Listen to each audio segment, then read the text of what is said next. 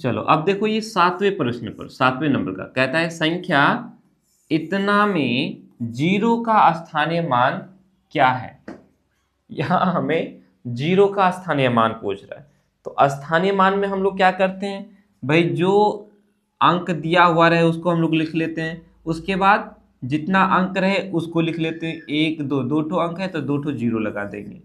तो जीरो का स्थानीय मान क्या बोलेंगे, 3 ठो जीरो, लेकिन ऑप्शन में तो है नहीं, है ना।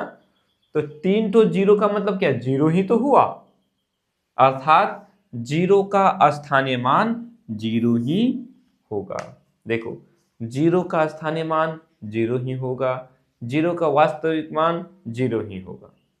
लेकिन किसी अन्य दूसरे अंक की अगर बात करेंगे, जैसे ये 4 है, तो 4 का स्थानीय मान यहाँ कितना है, 40,000 है, क्योंकि 4 के बाद कितने अंक है, 4, 4 के बाद कितने अंक है, 1 2 3 4, तो 1 2 3 4, 4 जीरो लगा दिए, तो 4 का स्थानीय मान क्या हो गया, 40,000 हो गया।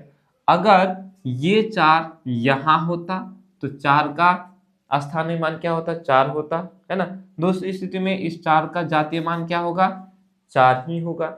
लेकिन जीरो कहीं भी रहे, जीरो कहीं भी रहे, उसका स्थानीय मान जीरो ही होगा, उसका जातीय मान जीरो ही होगा।